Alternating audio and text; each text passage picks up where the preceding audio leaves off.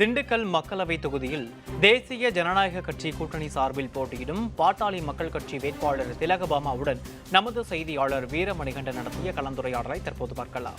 தேசிய ஜனநாயக கூட்டணியில் அங்கம் வகிக்கக்கூடிய பாட்டாளி மக்கள் கட்சி திண்டுக்கல் நாடாளுமன்ற தொகுதி வேட்பாளரும் பாட்டாளி மக்கள் கட்சியுடைய மாநில பொருளாளமான திலகபாமா அவர்கள் நம்மளோட இருக்காங்க. அவங்கள்ட்ட பேசலாம். வணக்கம் மேடம். வணக்கம். தேசிய ஜனநாயக கட்சியில் கூட்டணியில் பாட்டாளி மக்கள் கட்சி இருக்குது. பாட்டாளி மக்கள் கட்சியை பொறுத்தவரையும் பார்த்தீங்கன்னா உங்களுக்கு வாக்கு வங்கிங்கிறது சென்னை சுற்றியுள்ள கடலூர், சிதம்பரம், அரக்கோணம் அந்த பகுதியில், தருமபுரி பகுதியில் இருக்கும். குறிப்பாக பார்த்தீங்கன்னா 2 முறை ஏற்கனவே நீங்கள் சட்டமன்ற தொகுதியில் இருக்கும்போது கூட நீங்கள் ஆத்தூரில் தொகுதியில் போட்டிட்டீங்க, அமைச்சரை எதிர்த்து போட்டிட்டீங்க. ஏன் இந்த திண்டுக்கலை பாட்டாளி மக்கள் கட்சி தேர்ந்தெடுக்கிறீங்க?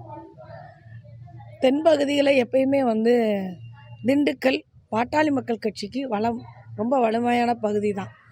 உங்களுக்கு ஒன்று சமுதாய ஓட்டுகளாக மட்டும் நாங்கள் இங்கே யோசிக்கிறது இல்லை. தொடர்ச்சி இதுக்கு முன்னாடி இங்கே கட்சி பொறுப்பு வலுவாக இருந்துகிட்ருக்குறாங்க. இன்றைக்கி தென்பகுதியில் ஏதாவது ஒரு பகுதியை பாமக வென்று காட்டுறது ஒரு அத்தியாவசியமான ஒன்றாக இருக்கிறது.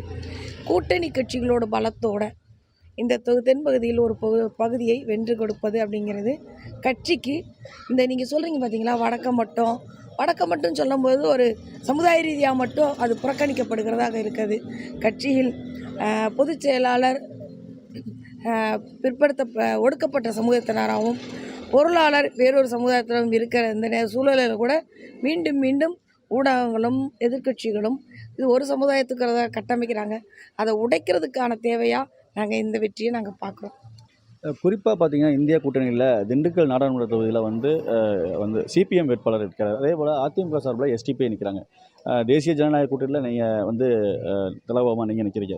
இருந்தாலும் இந்த அமைப்பு, இந்த கூட்டணியில் போட்டி எப்படி பார்க்குறீங்க? இந்த காலத்தில் நாடாளுமன்ற தொகுதியில் போட்டியை நீங்கள் எப்படி பார்க்குறீங்க? குறிப்பாக நம்ம சொல்லணும்னா திண்டுக்கல் நாடாளுமன்ற தொகுதியை பொறுத்தவரையும் ஏகப்பட்ட பிரச்சனைகள், முக்கியமாக குடிநீர் பிரச்சனை மக்களுக்கு இருக்குது.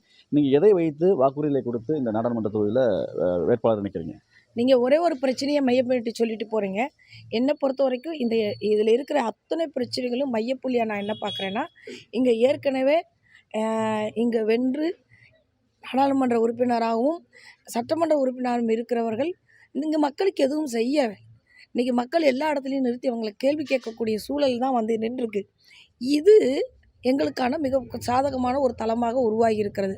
அப்புறம் ஒரு குறிப்பிட்ட மட்டுமில்லை, ஒட்டு மொத்தமாக இங்கே இருக்கிற பிரச்சனைகளை நான் எப்படி பார்க்குறேன்னா, விவசாயம் சார்ந்த தொழில்கள், இதை நீங்கள் பரவலாக கையில் எடுத்திங்கனாலே இங்கே இருக்கிற எல்லா பிரச்சனைகளும் வாழ்வாதாரம், வேலைவாய்ப்பு, கல்வி, அதுக்கப்புறம் இங்கேருந்து புலம்பெயர்கிற அதை வேலைக்காக சென்னைக்கு போகிறது, அதனால் இங்கே தனிமையில் வாழ்கின்ற பெரியோர்கள், இப்படி எல்லா விஷயங்களும் விவசாயத்தை கணக்கில் எடுத்தால் நீராதாரம், இதெல்லாம் மேம்பாடு இப்படின்னு யோசிக்கும்போது பார்த்திங்கன்னா இந்த விவசாயம், அது சார்ந்த தொழில், இந்த 2 வார்த்தையில் எல்லா பிரச்சனைகளையும் என்னால் மையப்படுத்தி விட முடியும். அதற்கான தீர்வுகளை நோக்கி நகட்ட முடியும் என்பதனால் நாங்கள் அழுத்தி பல விஷயங்களை பேசி கொண்டு வருகிறோம். செயல்படுத்துவதற்கான ஒரு வாய்ப்பு கிடைத்தால் இது வரைக்கும் யாரும் செய்யலைன்னு சொல்கிற அளவுக்கு எங்களால் செயல்படுத்த முடியும். திண்டுக்கல் நாடாளுமன்ற தொகுதியில் இப்போ தீவிரமாக வாக்கு சேகரிச்சுட்டு வரீங்க. மக்கள் மத்தியில் உங்களுடைய செல்வாக்கு எப்படி இருக்குது? வரவேற்பு எப்படி இருக்குது?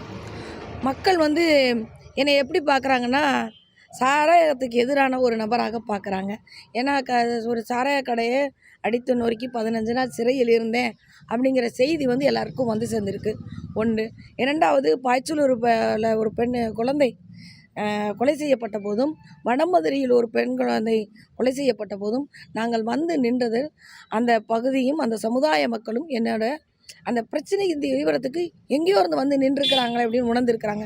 அப்போ மகளிருக்காகவும் சாராயத்துக்கு எதிராகவும் ஒரு பெண் நிற்கிறாங்க அப்படிங்கிறது பெண்கள் மத்தியில் பலமான வரவேற்பை தருகிறது.